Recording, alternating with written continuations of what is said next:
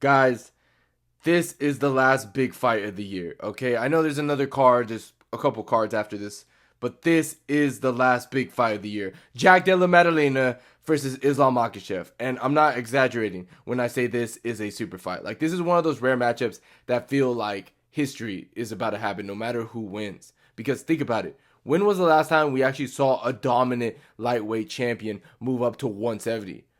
And not just for fun, but to take a belt from another established killer in his prime. This is a money fight. This is going to be fun, dude. And the wild part is the jump from 155 to 170 is massive. People underestimate it because it's just 15 pounds. But in fighting terms, that's a completely different world. Those are different body types, different hydration levels, different kind of power being thrown around. Guys at welterweight can walk around close to 200 pounds on fight night. They're big, they're strong, and they're built for contact. Even Khabib Nurmagomedov, one of the greatest lightweights ever, I know I just triggered some people, never made that jump. He dominated his division, he stayed there, and honestly, I get why. Khabib was already huge for 155. If he moved up, he would have been undersized against some serious units at welterweight. Like, you got Usman. Those dudes are built like, walls at the time. But here's the thing, man. Islam Makhachev isn't afraid of that risk. He's the guy who's actually breaking the mold. He's already owned the record for the most lightweight title defenses in UFC history, which is 4, by the way. That alone cemented his legacy to be one of the best lightweights to ever do it. But now, he's like, okay, I've cleaned out the division. What's next? And the answer is 170. I know some people are going to be like, bro, he's running away from Topuria. Honestly, I don't know. Maybe it's just me. This fight is like more exciting. I just like the entire storyline, the risk, and everything. Because Jack Della Maddalena is a dog, man. And what I respect about JDM is how he's always been able to prove people wrong over and over again. There's always been this weird, like, almost unfair narrative around him for the longest time. Like, people always doubted him. Even in his last fight against Belal Muhammad, people were calling it a mismatch, saying that Belal's pressure, wrestling, would eventually break him. And then what happened? Jack goes in there, outlands Belal, stuffing key takedowns and making him feel uncomfortable the entire time. That's what I mean when I say he's a real problem. JDM's one of those guys who doesn't freeze under pressure. He's calm, he's composed, his striking is clean, he's got that boxing stance, that subtle, head movement, and he doesn't waste any motion. He doesn't need to throw wild shots to do damage. It's all about that clean, tight, efficient combination. You watch him fight and you're like, damn, this guy was born to do this. And now he's the one standing in the way of Islam making history. This isn't some like filler fight, this isn't some filler matchup. This is the kind of fight that changes how we talk about eras. If Islam wins, we're talking about a 2-divisional champion who arguably surpassed Khabib Nurmagomedov's legacy, in my opinion. But if Jack Della Maddalena pulls it off, he just beat one of the top pound-for-pound fighters in the UFC. And not just beat him, but stop this Dagestani wave that's been running the UFC for years. It's kind of poetic when you actually think about it. So I guess the first thing we got to talk about is the size, right? Because that's one thing everyone keeps bringing up with these fights. The whole Islam is too small for welterweight narrative. And I don't know if that's actually true, man. Like, I think people are kind of sleeping on how big Islam actually is. The dude walks around like 191 pounds. That's not small. That's not a welterweight experiment small, That's a full-on welterweight walking weight. And if you've seen that recent beach clip of him, my God, he looks like he got bit by a radioactive kettlebell or something.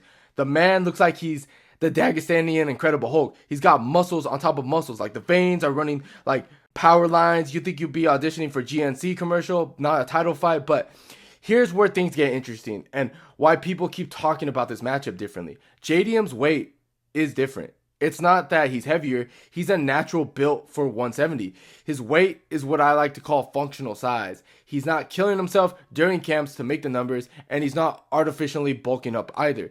His frame, his movement, everything about how this fight, it's designed for that division. Islam, on the other hand, has to build himself into that frame. Like, this version of Islam didn't exist 2 years ago. He had to lift, he had to eat, he had to fill out, he had to adjust his game for it. So yeah, his weight's the same, but it's not the same kind of weight. JDM's body is used to that welterweight impact, taking those shots, giving them back. Islam's frame might be stronger, but that extra muscle mass could also change how he moves, how he breathes, or how he shoots for takedown. So the real question isn't, is Islam too small?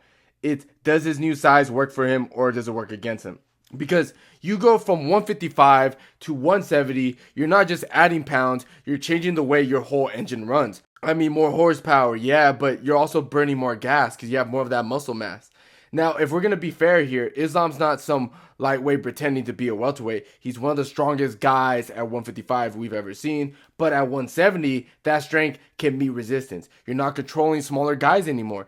You're grabbing dudes who've been fighting at this size their entire career. And JDM, man, he's built like a rugby player, okay, who learned how to box. Thick legs, solid torso, compact shoulders. He's not ripping like Islam, but the dude's frame is built to absorb punishment. He can take some serious shots and stay composed. He's not going to be shocked by someone's strength or top pressure. So I say physically, they're probably going to be really similar come to fight night. The difference is going to be how the weight works. JDM weight is natural and it's fluid. Islam is more structured. It's something he's sculpted for this move up.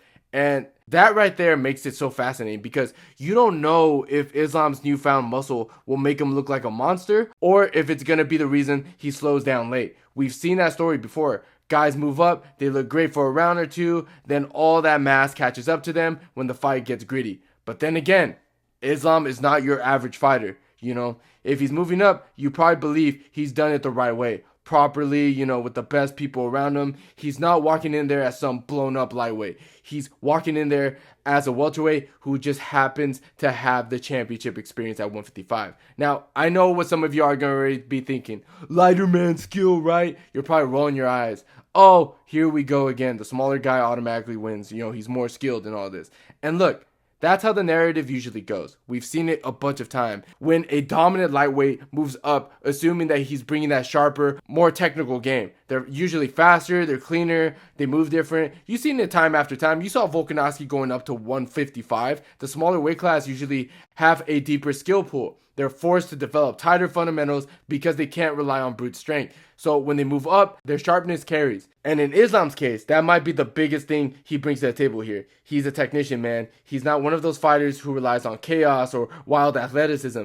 You know, he's efficient. You can literally watch him in slow motion and see how little energy he wastes. He doesn't rush. He picks his moments. He sets traps. But to be fair, and this was where people start sleeping on JDM. He's not some slow, plotty welterweight. He's not one of these stocky wrestler boxers who just bulldoze forward with no rhythm. Nah, Jack's got speed, man. I'm talking about the deceive kind of hand speed where everything flows together. When JDM throws, it's like water. You know what I'm saying? Tight, fluid combinations. Everything connects. No wind up, no big tail. He's not loading up on shots. He's not letting it come out naturally. And that's what makes it so hard to time him, man. It's not about raw speed. It's about rhythm, precision. His timing is elite. He's the kind of guy who reads your reaction mid-fight and adjusts in real time. He fights off instincts and rhythm. You can't speed mog him, a guy who's already moving like that.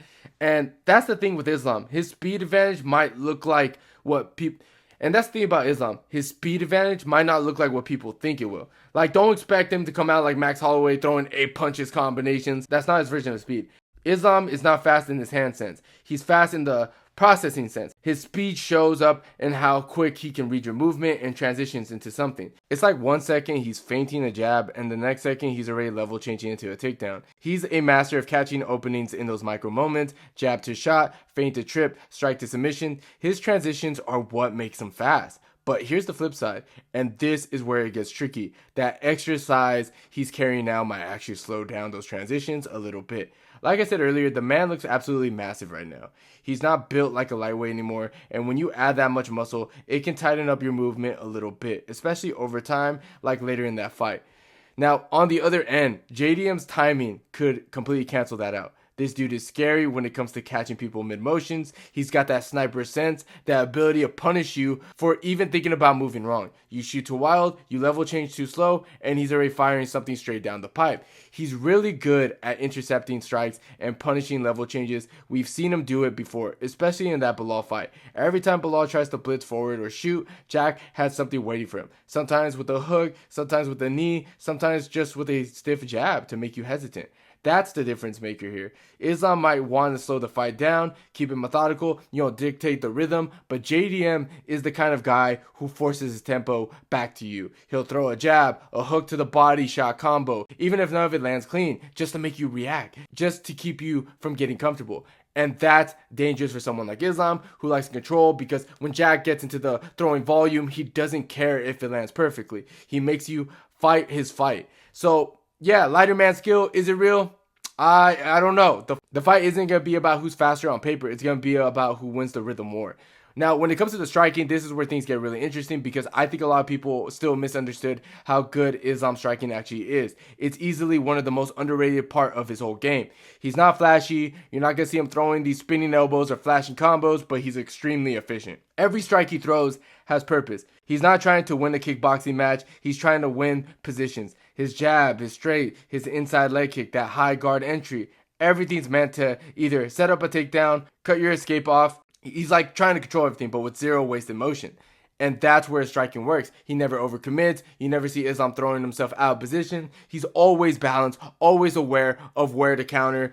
And his accuracy sits around 58%, and he barely takes any damage per fight. That tells you everything you need to know how efficient he is. He's too patient, man. He's perfectly fine winning those slow exchanges, making you swing air and frustrate you until you start reaching. He's one of those counter strikers that doesn't need to chase. He'll make you walk into something.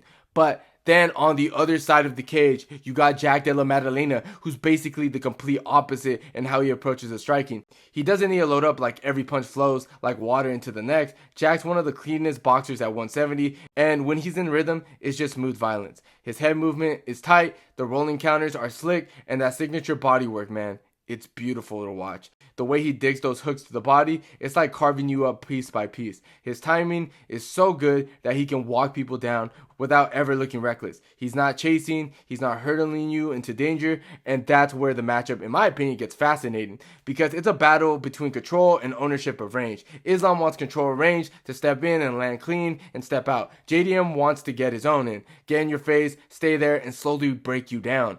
Islam moves in a predictable measured pattern, and in my opinion, JDM's the pattern breaker. So the real question is, who adjusts first? Does Islam freeze Jack's rhythm, or does Jack drag him into a brawl? That's the part that excites me as a viewer because we've seen Islam look sharp in the striking exchanges before. That Dustin Poirier fight, people like to act like it was a one-sided, and yeah, Islam definitely was beating him for a majority of the fight. But let's not pretend that Dustin didn't have his moments. He landed some clean shots, and I think Jack's a better pure boxer, in my opinion, than Dustin in terms of pure fundamentals. Because let's say how it is, Dustin's more planted, high guard, power striker. Jack uses more footwork, he's smoother, more fluent, and better at finding openings off rhythm. But to give credit where it's due, one thing I love about Islam striking is his composure.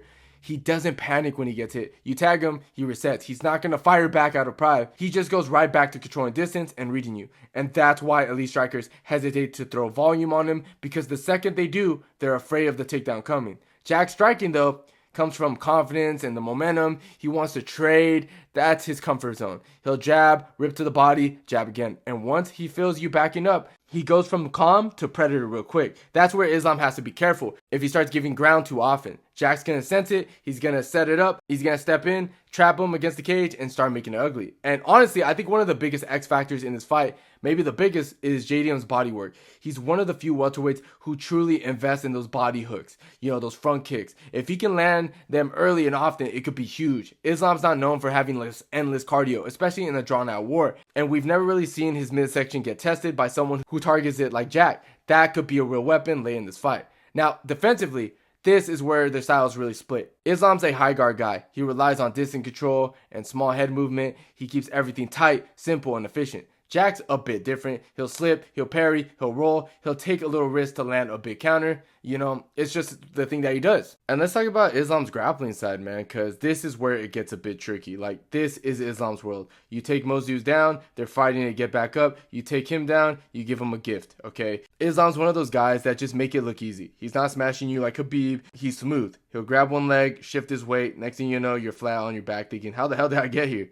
Every time he does it, it's calm, it's clean. Now, Jack's totally a different animal. He's not trying to grapple with you, for long at least. His whole thing is scrambling, moving up, get up, punch you in the face. He's really good at creating that chaos.